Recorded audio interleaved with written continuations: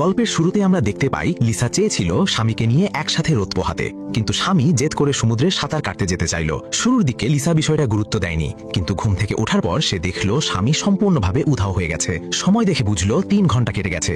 সে তাড়াহুড়ো করে পাশের এক দম্পতিকে জিজ্ঞেস করলো তারা কি তার স্বামীকে দেখেছে, কিন্তু তারা বলল তারা অন্য কাউকে দেখেনি। এ কথা শুনে লিসা ভয় পেয়ে গেল। অদ্ভুত ব্যাপার হলো স্বামীর ফোনটাও নেই। উদ্বিগ্ন হয়ে সে সঙ্গে সঙ্গে স্বামীকে ফোন করলো, কিন্তু অনেকক্ষণ কল করার পরও কেউ ধরল না। লিসা ভেতরে ভেতরে অস্বস্তি অনুভব করলো, তাই সে দ্রুত কাপড় পরে তাড়াতাড়ি তীরে ফিরে গেল। প্রথমেই সে পর্যটন এলাকার উদ্ধার দলের সাহায্য চাইল। সে সন্দেহ করলো স্বামীর সমুদ্রে কোনো দুর্ঘটনা ঘটেছে। সে স্বামীর ছবি বের করে তাদের দেখালো। ঘটনার গুরুত্ব বুঝে উদ্ধারকর্মীরা দ্রুত স্পিডবোট নিয়ে আশেপাশের সমুদ্রে খোঁজ শুরু করলো, কিন্তু অদ্ভুতভাবে কয়েক ঘন্টা খোঁজার পরও স্বামীর কোনো সন্ধান পাওয়া গেল না। অসহায় হয়ে লিসা থানায় গিয়ে অভিযোগ করলো, কিন্তু তার কথা শোনার পর পুলিশ হাসি চাপতে পারল না। তারা বলল সেদিন সমুদ্রের স্রোত খুব স্থির ছিল, এছাড়া পানিও খুব অগভীর ছিল। এখানে আগে কখনো ডুবে মারা যাওয়ার ঘটনা ঘটেনি।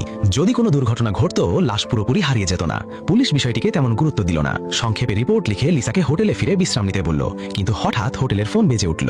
সে ভেবেছিল হয়তো স্বামী ফোন করেছে, কিন্তু সেটি ছিল একটি প্রচারণামূলক কল।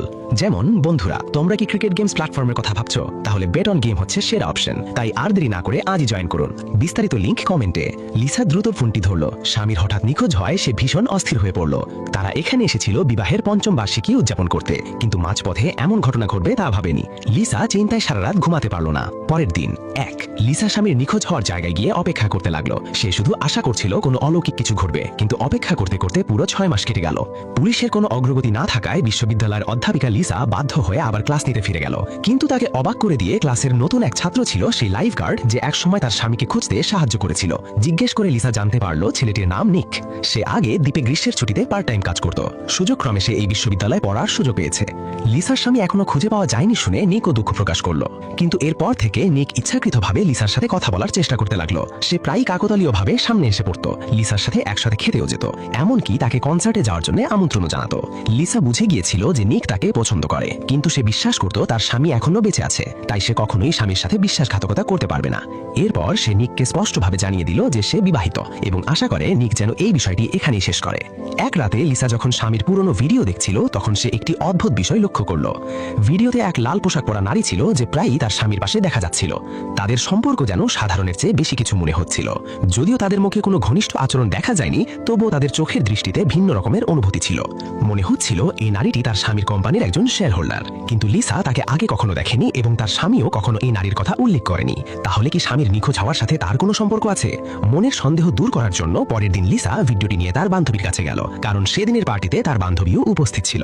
কিন্তু বান্ধবী বলল সে এই লোকটিকে খুব একটা মনে করতে পারছে না, শুধু মনে আছে লিসার স্বামীর সাথে তার ভালো সম্পর্ক ছিল এবং তারা একসাথে গাড়িতে করে সেখানে এসেছিল। তবে তাদের মধ্যে কোনো ঘনিষ্ঠ আচরণ দেখা যায়নি। বান্ধবী লিসাকে বেশি না ভাবতে বলল। সে বলল এটা সহকর্মীদের স্বাভাবিক যোগাযোগই হবে। বান্ধবীর কথা শোনার পর লিসাও ভাবলো হয়তো সে বেশি চিন্তা করছে। রাতে সে সবে গোসল শেষ করেছে, ঠিক তখনই থানার ফোন এলো। পুলিশ জানালো সমুদ্র থেকে এক পুরুষের লাশ উদ্ধার করা হয়েছে এবং তাকে দ্রুত গিয়ে শনাক্ত করতে বলা হলো। পরের দিন ভোরে লিসা থানায় পৌঁছালো, কিন্তু কাপড় সরিয়ে দেখতেই বুঝলো এটা তার স্বামীর লাশ নয়। তখন এক পুলিশ তার মতামত জানালো। সে বলল এতদিন খোঁজাখুঁজি করার পরও যদি সত্যি তার স্বামী সমুদ্রে কোনো দুর্ঘটনায় পড়তো তাহলে এতদিনে লাশ পাওয়া যেত। এখন তার সন্দেহ হচ্ছে লিসার স্বামী আসলে নিখোঁজ নয়, বরং কোনো প্রেমিকার সাথে পালিয়ে গেছে, কারণ আগে এমন ঘটনা ঘটেছে। এক দম্পতি এখানে বেড়াতে এসেছিল, সেখানে পুরুষটিও হঠাৎ করে উধাও হয়ে গিয়েছিল। শেষে তদন্তে জানা যায় সে তার প্রেমিকার সাথে পালিয়ে গিয়েছিল।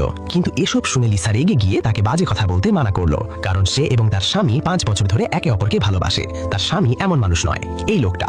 যদিও লিসা বাইরে থেকে স্বামীর প্রতি নিজের ভালোবাসায় দৃঢ় ছিল, কিন্তু ভেতরে ভেতরে সে দোলাচলে পড়ে গেল। রাতে সে বিছানায় শুয়ে এপাশ ওপাশ করতে লাগলো। ঘুম তার চোখে আসছিল না। তার মাথায় বারবার সেই লাল পোশাকের মহিলার কথা ঘুরপাক খাচ্ছিল। তার প্রবল ষষ্ঠ ইন্দ্রিয় তাকে ইঙ্গিত দিচ্ছিল তাদের সম্পর্ক শুধু সহকর্মীর মতো নয়। মনের রহস্য ভাঙতে লিসা আবার স্বামীর কম্পিউটার চালু করলো। সে মনোযোগ দিয়ে স্বামীর সব ছবি খুঁটিয়ে দেখতে লাগলো। অবশেষে খুঁটিয়ে দেখার পর কিছু সূত্র খুঁজে পেল। অনেক ছবিতেই সেই রহস্যময় নারীর উপস্থিতি ছিল, কিন্তু যতই শেষের দিকে যেতে লাগলো ততই বিষয়টা অদ্ভুত হয়ে উঠল। বিভিন্ন জায়গায় সে নারী স্বামীর দিকে তাকিয়ে থাকতো, কিন্তু তার চোখে যেন লুকিয়েছিল হত্যার ইচ্ছা। মনে হচ্ছিল স্বামীর সাথে তার গভীর শত্রুতা আছে। সন্দেহ নিয়ে লিসার স্বামীর কাপড় চোপড়ও খুঁজতে শুরু করলো। একটি স্যুটের ভেতর সে একটি নেকলেসের রশিদ পেল।